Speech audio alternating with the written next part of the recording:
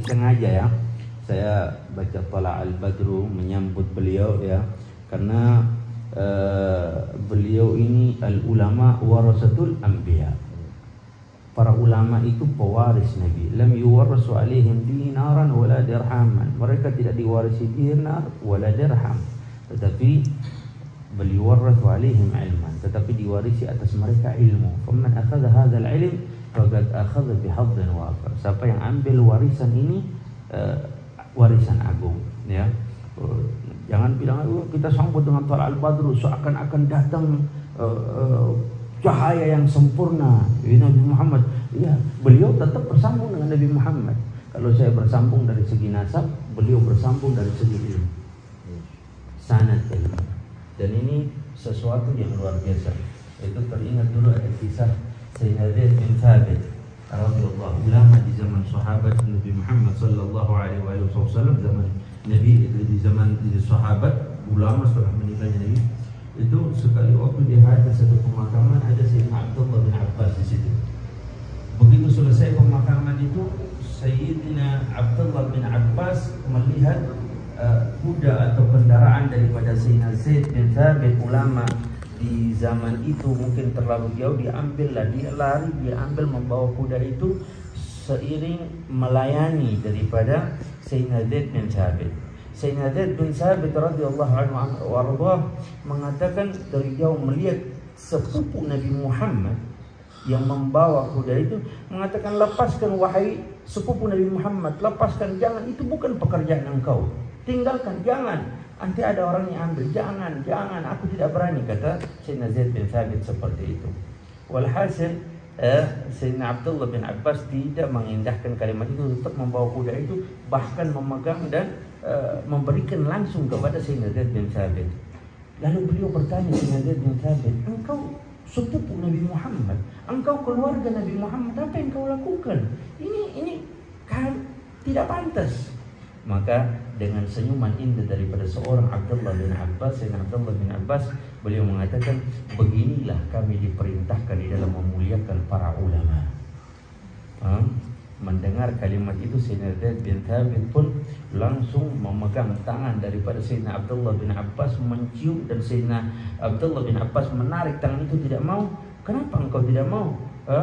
Beginilah, kata Sayyidina Abdullah bin Abbas, aku tidak pantas, aku bukan seorang ulama, kau lebih alim, kau lebih ini, begitu. Tetapi jawaban daripada Sayyidina Zaid bin Thabit, ketahuilah wahai sepupu Nabi Muhammad, beginilah kami diperintahkan di dalam memuliakan keluarga Nabi Muhammad sallallahu alaihi wasallam. Jadi kiai habaib yang mungkin sekarang ini dibentur-benturkan di ini, nggak ada. Kita ini satu, kita semua bersambung dengan Nabi Muhammad sallallahu alaihi wasallam. Maka alhamdulillah ini beliau, makanya saya tadi ini Tuan Guru ini kalau datang cahaya, kalau pulang cahayanya ketinggalan di situ. Ya, ada pantun perlu dicatat ini. Siap ya. Masuk high gas nanti. Ikan hiu pakai dumpul. Kita semua love was full. Itu the word, insyaallah. Jadi ini bagian dari cinta. Ya. Tidak satu pertemuan Allah tetapkan ini pertemuan kecuali Allah menginginkan ada kebaikan di sini. Mudah-mudahan sebagaimana kita dikumpulkan di tempat ini, di rumah yang penuh keberkahan ini, khusus Syekhul Bait Muhammad Ibu Nurul, mudah-mudahan Allah berikan rahmat kepada kita semua yang hadir, dan hajat-hajat kita juga dimudahkan oleh Allah Subhanahu wa taala. Kepada Tuan Guru kami persilakan untuk tafadhal mashkura wa ma'mura. Bismillahirrahmanirrahim. Assalamualaikum warahmatullahi wabarakatuh. Alhamdulillah, wassalatu wassalamu ala rasulillah. Allahumma salli ala sayyidina Muhammad wa ala ali sayyidina Muhammad wa ala alihi wa sahbihi wa man tabi'ahu wa mawala. Sama-sama kita hormati Sayyidi Al-Habib Rifki Al-Hamid. Dalam tradisi orang Melayu, kalau pantun itu mesti dijawab juga dengan pantun. Ikan hiu makan katu, I love you too. Kalau pendek juga. Yang Sama-sama kita hormati Sayyidul Bait Bapak Muhammad, Ibu Nurul, Putra beliau Ahmad, Bapak-bapak, ibu-ibu, sahabat-sahabat semuanya. Insya Allah kita semua dimuliakan Allah Subhanahu wa Ta'ala. Ada kenikmatan yang sifatnya materi, benda. Zuyyina linnasi hubbus syahawati minan nisa, istri, wal banin, anak, wal qanatiril muqantarati minadz zahabi wal fiddah, perhiasan, emas, perak, cincin, gelang, rantai, antik, wal an'am, binatang ternak, hewan tunggangan, wal harth, kebun. Dzalika mata'ul hayatid dunya. Itu semua adalah perhiasan dunia, benda materi. Tapi ada yang non materi, yaitu ketika kita ketemu dengan kawan, dengan sahabat. Alhamdulillah saya buat pertemuan itu semua. Ada pertemuan alumni SD, ada pertemuan alumni SMP, alumni SMA, alumni sebelum ke Mesir sempat di IAIN, kita buat pertemuan angkatan 96. Besok ketemu alumni Al-Azhar angkatan 98, alumni Sudan. Di Malaysia saya tidak selesai, cuma 1 semester. Kemudian saya datang ke kampus itu, ada acara. Kata profesor guru besarnya, Ustadz adalah alumni. Saya bilang, saya 1 semester di sini, Prof. Ada aturan baru, 4 hari pun dianggap alumni juga. Jadi kebersamaan itu, mana yang lebih hebat nikmat Allah, antara materi atau yang non materi? Maka dalam hadis dikatakan, man ahabba ayyubsata lahu fi rizqihi wa yunsa'a lahu fi atharihi. Siapa yang mau bertambah materi, bertambah yang non materi, falyasil rahimahu, hendaklah dia selalu menyambung tali silaturahmi. Jadi kelihatannya saya tausiah itu sebenarnya isinya silaturahmi semua. Setahun sekali ke Ambon ketemu dengan Habib Rizki, setahun sekali ke Sumatera Selatan ketemu dengan Habib Mahdi bin Syihab, setahun sekali ke Malang ketemu dengan Habib Muhammad bin Anis, setahun sekali ke Madura ketemu dengan Ustadz Fauzi Tijani. Jadi hampir setiap daerah itu isinya ya itu, ketemu kawan-kawan, ketemu sahabat.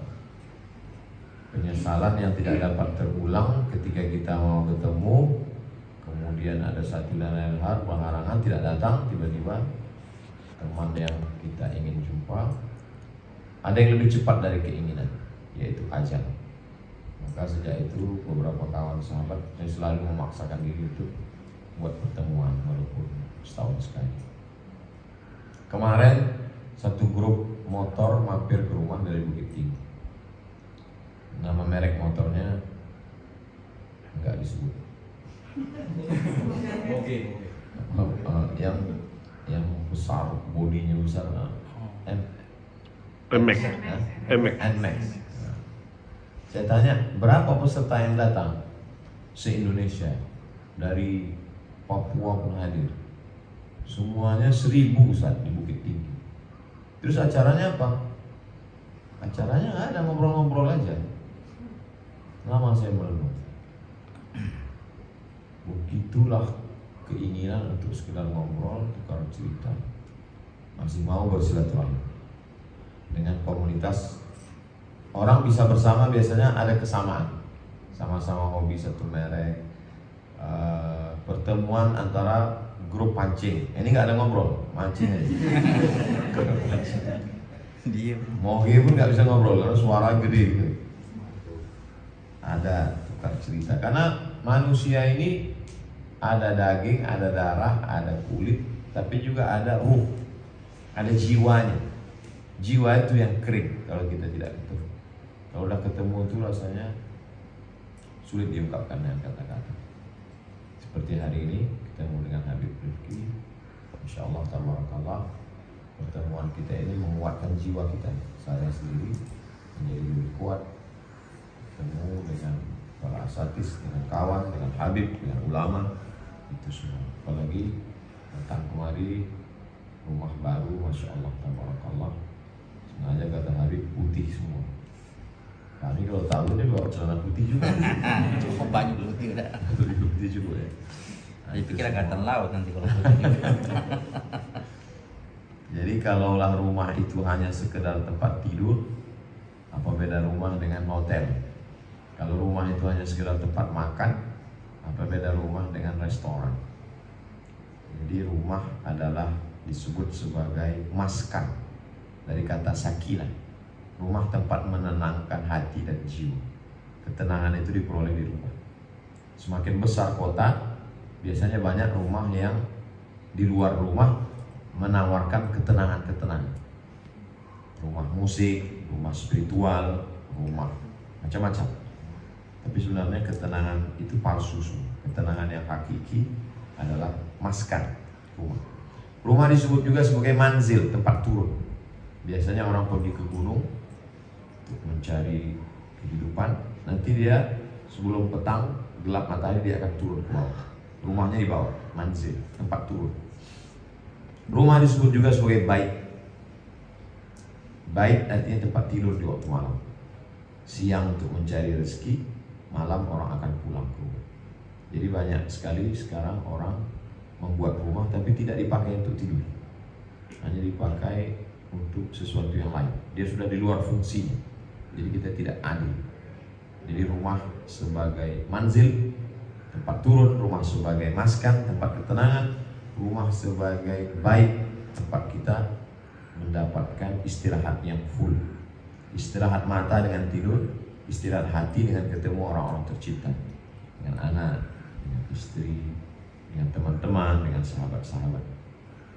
Membuat rumah dengan niat menyambut tamu, karena tamu adalah memperpanjang umur dan melancarkan rezeki. Maka kalau mau melihat orang beriman, iman itu tidak kelihatan, dia dalam hati. Lihatlah bagaimana kata Nabi, "Maka yu'minu billahi wal yawmil akhir falyukrim dhaifahu."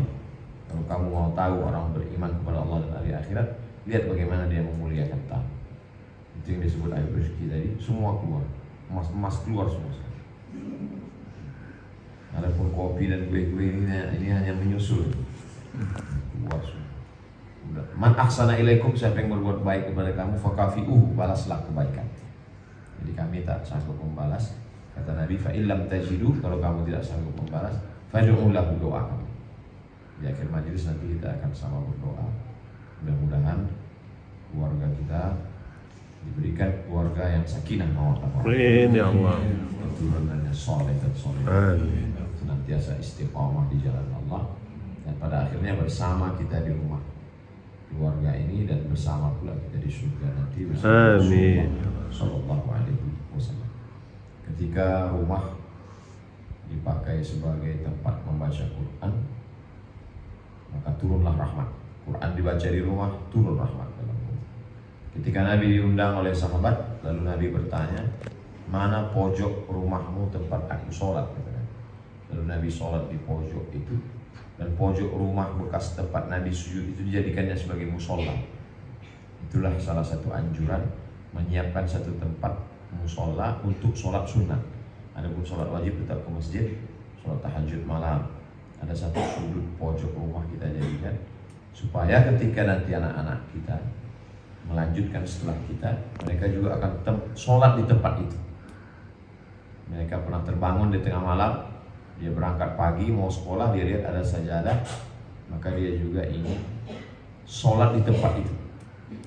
Saya tidak mengerti hadis ini, sampai akhirnya ibu saya meninggal. Saya sholat di tempat sholat ibu saya merasakan seperti terobati ibu saya. Tanpa saya tahu, dulu tahu hadisnya tahu, tapi merasakannya setelah itu. Tempat dia biasa sholat malam itu, saya gelar sajadahnya, saya sholat di situ, saya baca Qurannya, pakai rehalnya, saya pakai tasbihnya, terasa rindu itu terasa terobati. Itu ternyata makna hadis itu, tanpa Nabi menyebutkan. Jadi tempat kita sholat itu, anak kita nanti akan menggelar sajadah di situ. Dia akan berzikir di tengah malam, melelehkan air mata, dia baca Rabbighfirli wa li walidayya. Anak dia pun juga akan melihat yang sama sampai hari kiamat. Salah satu cara menjaga akidah. rumahnya terjaga, keluarganya terjaga, akidahnya terjaga. Ada ikatan emosional antara orang tua dengan anak melalui sholat. Padahal simpel sederhana, hanya satu pojok tempat sholat. Dan pojok tempat sholat itu bagi perempuan yang ketika bulan Ramadan tidak ada mahram mau ke masjid atau kesulitan, dia bisa i'tikaf. Karena menurut mazhab Hanafi, i'tikaf termasuk mushalla al-bait, mushalla tempat dia sholat di rumah, rumah tempat membaca Al-Quran, rumah tempat bertukar cerita. Karena keluarga ini kan isinya cerita. Rumah tangga itu sebenarnya isinya cerita semua. Cerita bagaimana di sekolah, cerita bagaimana tempat kerja, cerita bagaimana ini, cerita. Sekarang cerita ini yang tidak ada. Kumpul ayah, ibu, anak, mantu, kakek, semuanya diam. Lalu kemudian datang orang moto dari atas, dia foto, dia update status, dia buat silent generation, generasi yang diam, sepi di tengah keramaian. Orangnya ramai ngumpul, tapi semua pada sibuk diam dengan handphonenya masing-masing. Alhamdulillah kita tidak seperti itu, walaupun beberapa kameramen diam. Insya Allah jadi amal jariah, mereka tidak sibuk dengan handphonenya, tapi nanti akan diedit, diupload, menunjukkan bagaimana menjadi kenangan. Hari ini zikra ya, ya ahla zikra, kenangan terindah. Hari ini kita sedang mengajarkan kepada Ahmad bagaimana nanti dia setelah dewasa, dia punya istri, dia punya anak, dia juga akan melakukan yang sama seperti yang kita lakukan hari ini. Dia akan mengundang habaib, dia akan ustaz, dia bercerita ke anak-anaknya, beginilah ayah saya memperlakukan saya dulu, begini ibu saya memperlakukan saya dulu. Apa yang dilakukan ibu saya dulu, itu yang saya lakukan sekarang. Dulu orang cerita kalau kami ke kampungmu, kami bertamu ke rumah almarhumah ibu. Sampai sekarang tamu-tamu saya sambut di rumah, saya niatkan pahalanya sampai ke ayah ibu saya. Apa yang kita lakukan, apa yang kita tanam, itulah yang akan dipetik setelah kita mati menghadap Allah Subhanahu wa ta'ala. Al-hayatu rihlatun qasiratun. Hidup ini perjalanan yang sangat singkat. La tabaqa minha illa adz-dzikrul hasan. Yang tersisa hanya kenangan yang indah. Kalau saya pergi, berapa kenangan indah yang sempat terekam oleh Habib Rifki, itu yang akan dia ceritakan ke keluarga. Apa yang terekam pernah kenangan indah, kita mau mudah-mudahan kenangan kita semuanya indah. Agaknya itu yang dapat saya sampaikan di akhir majelis silaturahim, majelis terkabulnya doa. Mudah-mudahan apa yang kita lakukan ini diridhai Allah. Untuk niat yang baik ini, Al-Fatihah. A'udzubillahi minasyaitonir rajim. Bismillahirrahmanirrahim. Alhamdulillahirabbil alamin, arrahmanir rahim, maliki yaumiddin. Iyyaka na'budu wa iyyaka nasta'in, ihdinas siratal mustaqim. Shiratal ladzina an'amta 'alaihim ghairil maghdubi 'alaihim waladdallin.